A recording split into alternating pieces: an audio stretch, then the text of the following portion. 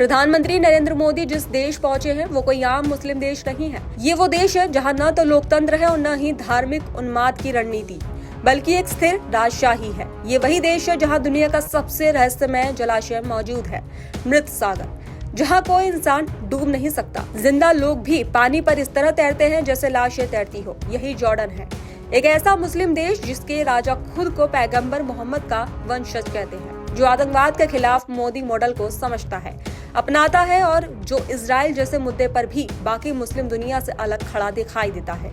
सवाल ये है कि अचानक मोदी यहाँ क्यों पहुंच गए और वो कौन सा खजाना है जिसने भारत के प्रधानमंत्री को जॉर्डन तक खींच लाया।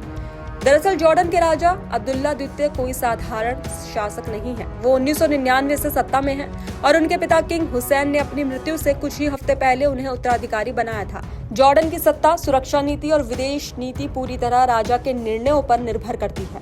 खुद प्रधानमंत्री मोदी ये खुलासा कर चुके हैं कि 2018 में जब वो फिलिस्तीन गए थे तो उनकी पूरी यात्रा की जिम्मेदारी किंग अब्दुल्ला ने खुद ली थी। यही वो पल था जब दोनों नेताओं के बीच व्यक्तिगत भरोसे की नींव पड़ी। ये रिश्ता केवल कूटनीतिक नहीं बल्कि रणनीतिक और भरोसे पर आधारित है। अब गजा में युद्ध भड़का, जब ईरान और इजराइल आमने सामने आए तब पूरी मुस्लिम दुनिया की निगाहें जॉर्डन पर थी। उस समय जॉर्डन ने जो किया उसने पूरी दुनिया को चौंका दिया। मुस्लिम देश होने के बावजूद जॉर्डन ने इजराइल का खुलकर समर्थन किया। ईरान की तरफ से दागे गए दर्जनों ड्रोन्स जॉर्डन ने अपने ही हवाई क्षेत्र में मार गिराए। ये फैसला जॉर्डन के भीतर कट्टरपंथी तत्वों को नागवार गुजरा, लेकिन राजा अब्दुल्ला पीछे नहीं हटे। यही वजह है कि आज जॉर्डन उन गिने चुने मुस्लिम देशों में है जो आतंकवाद के खिलाफ भारत और इजराइल के साथ एक ही लाइन में खड़े दिखाई देते हैं। मोदी जिस जॉर्डन पहुंचे हैं वो सिर्फ राजनीति का देश नहीं है बल्कि भूगोल और प्रकृति का भी अद्भुत चमत्कार है। जॉर्डन के दक्षिण में स्थित वादी रम ऐसा इलाका है जिसे देखकर लगता है कि जैसे आप धरती नहीं बल्कि मंगल ग्रह पर खड़े हों। लाल सफेद रंग की विशाल चट्टानें, दूर दूर तक फैला रेगिस्तान और लाखों सालों में बनी प्राकृतिक संरचनाएं। आज भी यहाँ खानाबदोश जनजातियां रहती है जो सदियों पुरानी जीवन शैली को जिंदा रखे हुए हैं।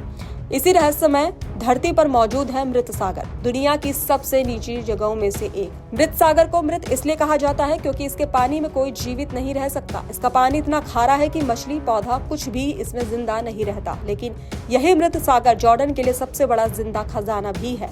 इस सागर और इसके आसपास के इलाकों में पोटाश, फास्फेट और फास्फोरिक एसिड जैसी खनिजों का अंकुत भंडार छुपा हुआ है। यही वो खजाना है जिसे दुनिया के ताकतवर देशों की निगाहें जॉर्डन पर टिका दी है। जॉर्डन को यूं ही उर्वरक खजाने का देश नहीं कहा जाता। यहाँ से निकला पोटाश और फास्फेट दुनिया भर की खेती की रीढ़ है। भारत जैसे कृषि प्रधान देश के लिए खजाना जीवन रेखा से कम नहीं है। भारतीय किसानों की मिट्टी की उर्वरता, फसल उत्पादन और खाद्य सुरक्षा में जॉर्डन से आने वाले उर्वरक की बड़ी भूमिका निभाते हैं।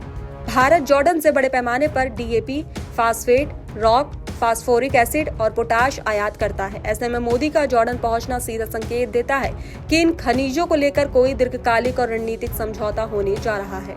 तो वहीं इस यात्रा का महत्व इसलिए भी बढ़ जाता है क्योंकि जॉर्डन एक गरीब देश है। उसके पास खनिजों का खजाना तो है लेकिन ऊर्जा संसाधनों की भारी कमी है। तेल और गैस के लिए वो दूसरों पर निर्भर है। भारत यहाँ ऊर्जा सहयोग, तकनीक, निवेश और इंफ्रास्ट्रक्चर के जरिए जॉर्डन का भरोसेमंद साझेदार बन सकता है। भारत ऊर्जा देगा, जॉर्डन उर्वरक देगा। दोनों देशों के लिए ये सौदा रणनीतिक रूप से बेहद फायदेमंद साबित हो सकता है। एक और अहम पहलू यह है कि जॉर्डन आतंकवाद से निपटने में मोदी मॉडल को खुले तौर पर देखता और अपनाता है।